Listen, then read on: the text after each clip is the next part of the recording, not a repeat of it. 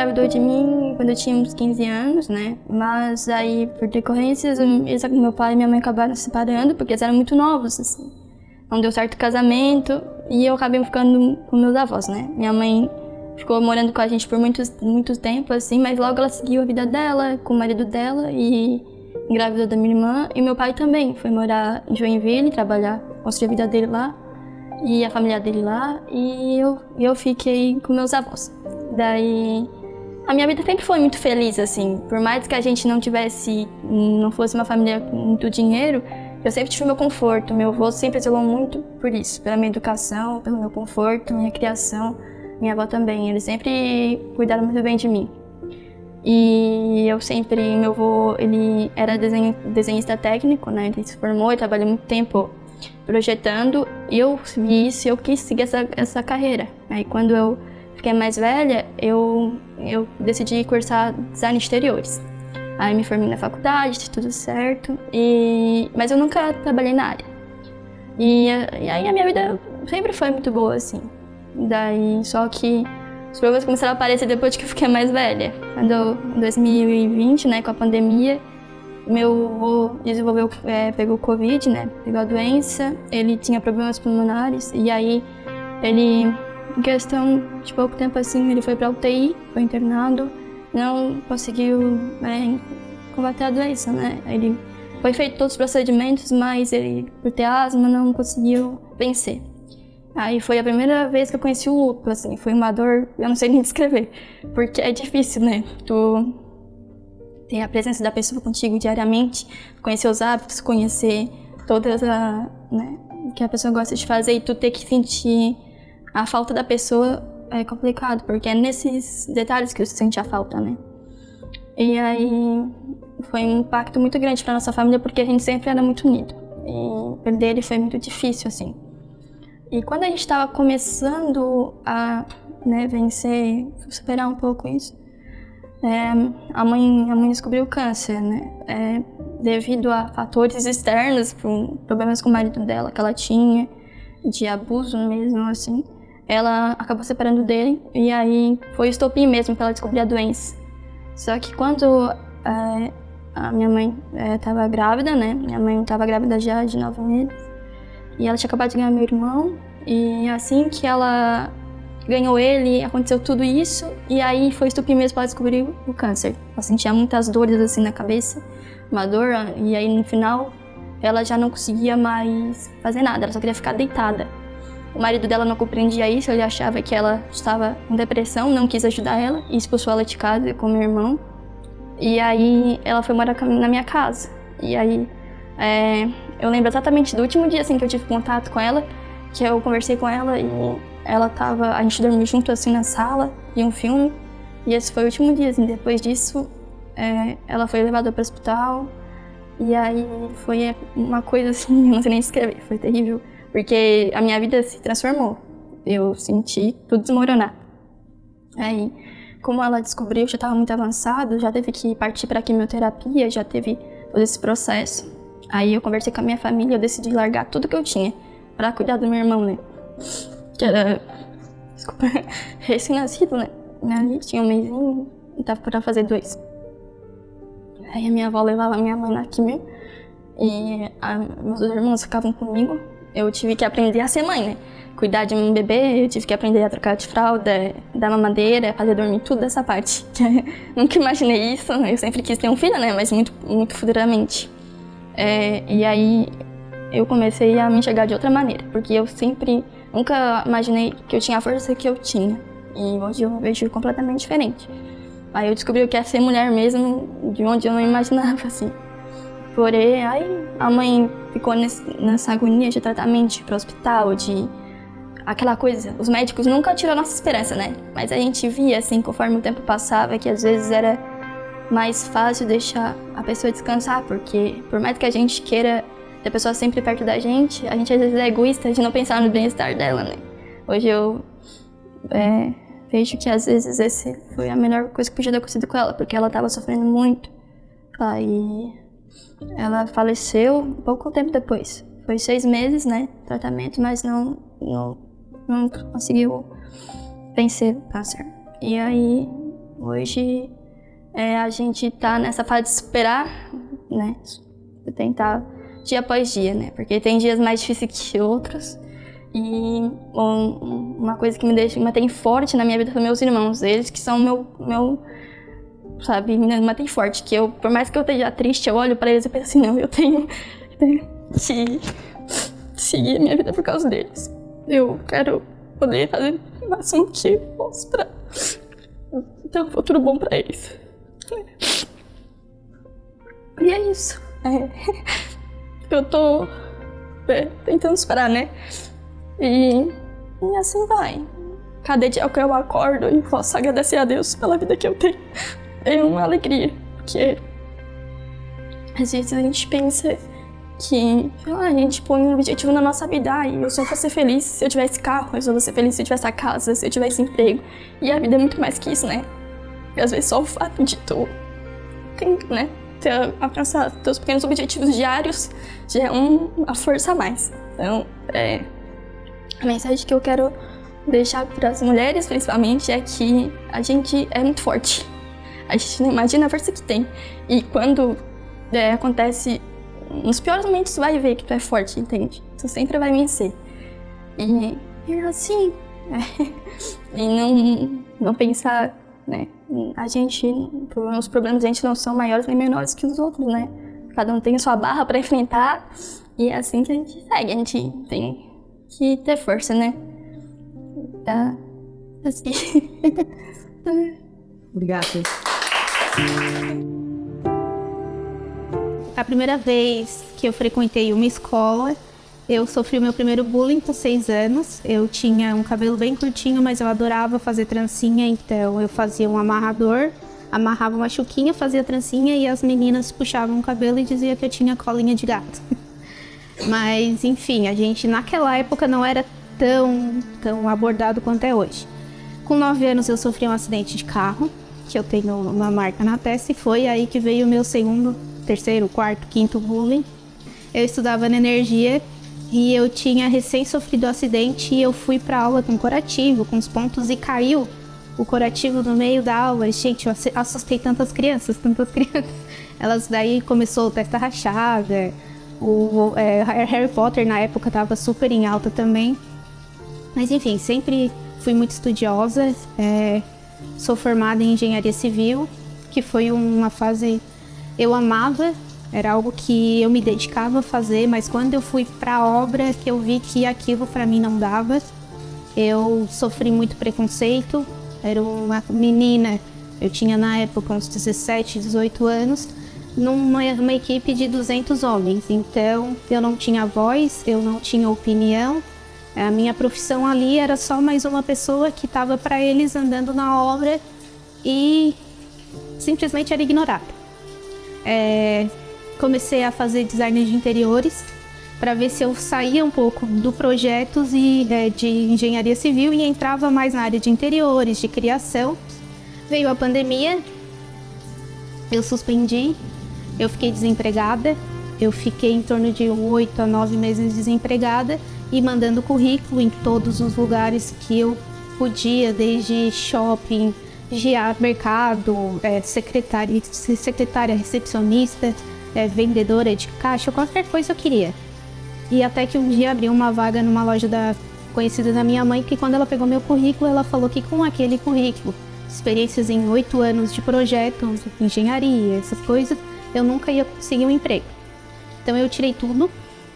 De 2011 a 2019 eu não tinha nada no meu currículo, eu não tinha formação nenhuma, porque eu tirei.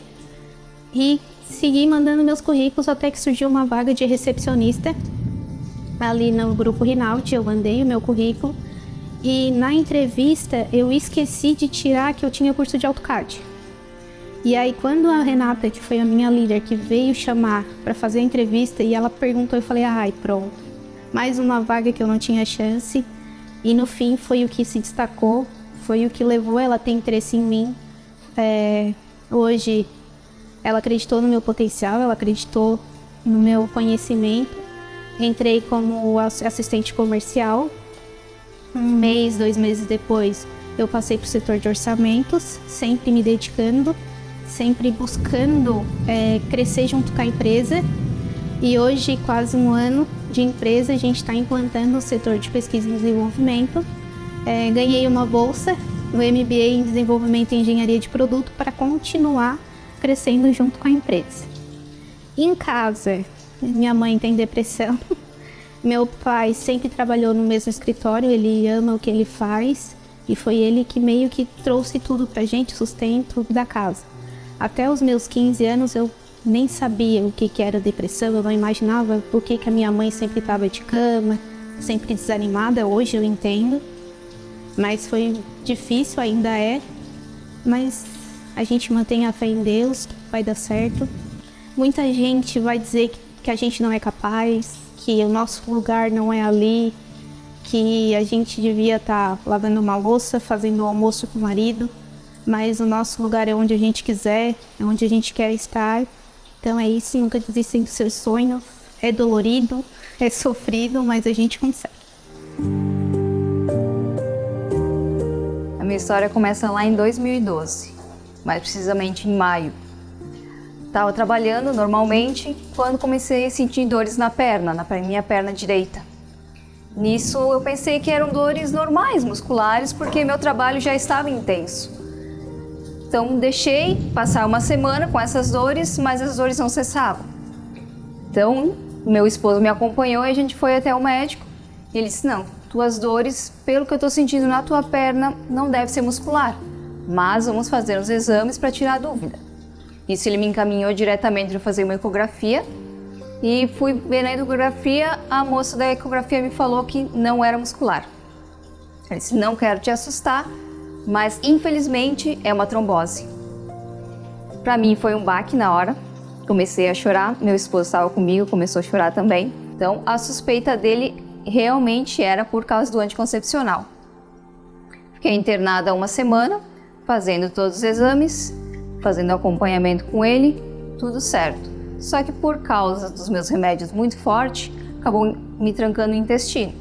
Mas isso não era motivo para mim continuar internado. Fiquei 3 dias em casa, nesses 3 dias voltando ao hospital, porque eu tinha muitas dores nas costas. Vamos fazer um outro exame. Bem na hora ele já constatou que a minha trombose tinha largado um trombo da minha perna e tinha ido para o pulmão. Tinha perdido 5% do meu pulmão direito. Era uma embolia.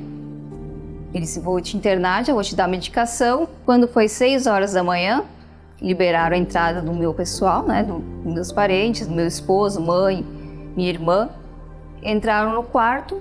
Nisso eu disse, mãe, dá uma olhadinha que parece que eu fiz xixi nas calças porque eu tô me sentindo toda molhada.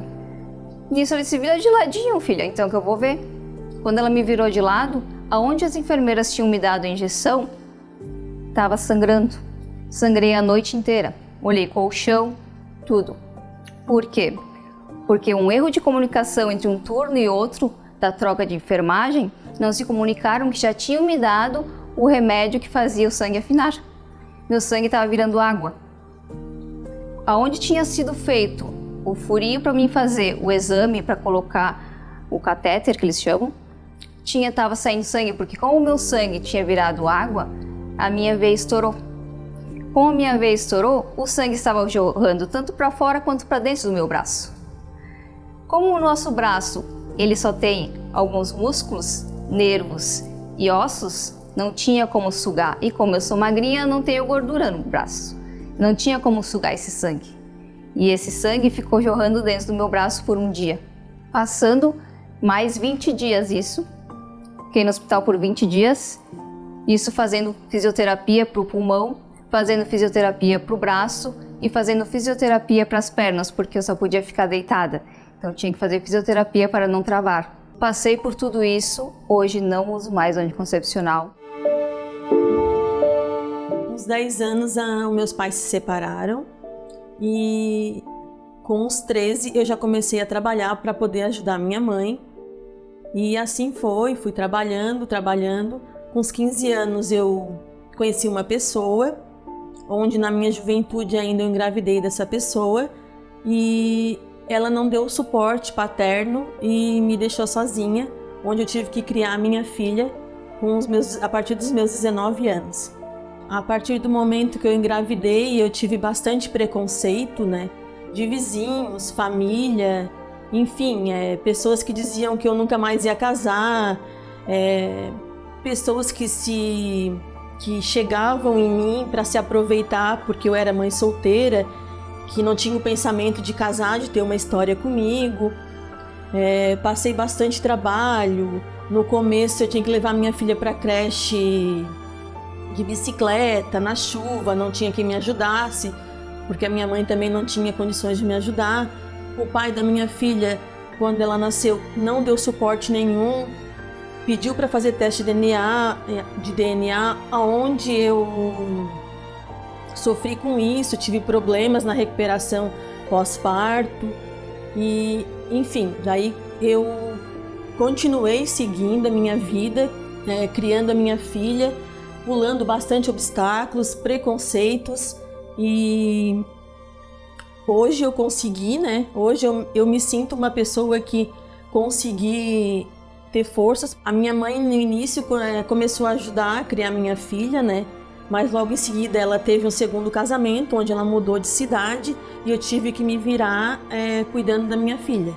Então tudo isso para mim foi bastante obstáculo, bastante difícil, não tinha condições, mas assim eu fui me reerguendo, fui juntando dinheiro, consegui comprar um carro, trabalhei bastante, deixava minha filha em casas de estranhos, de conhecidos, de colegas, finais de semana, porque eu trabalhava até 10 da noite, trabalhava sábado, trabalhava domingo. Foi assim uma vida, não digo sofredora, mas que eu tive que pular bastante coisa, deixar de ficar com a minha filha para poder criar ela. E hoje, a minha vida hoje, graças a Deus, ela tá bem melhor, né? Meus 29 anos eu tive um casamento com uma pessoa muito legal. E hoje, dessa pessoa, eu tenho mais 2 meninas gêmeas, né? Que as minhas 3 filhas é o amor da minha vida.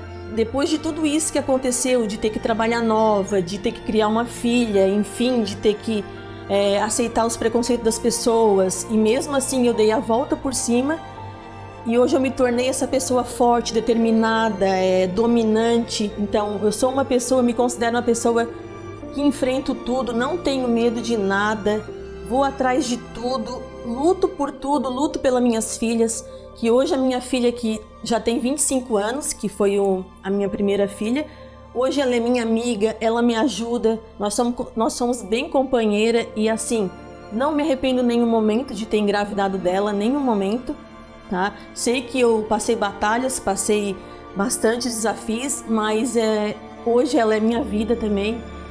E assim, eu me emociono muito porque, nossa, minha família é tudo, eu amo as minhas filhas, elas são tudo pra mim. E graças a Deus, e hoje eu ensino elas a ser o meu perfil, a ser o meu espelho, a batalhar, a ir atrás do que quer, a ir atrás, conquistar as coisas. Porque a gente não pode ir atrás das pessoas, a gente tem que ir atrás do nosso sonho e saber que a gente é capaz. E hoje eu sou uma mulher muito vencedora.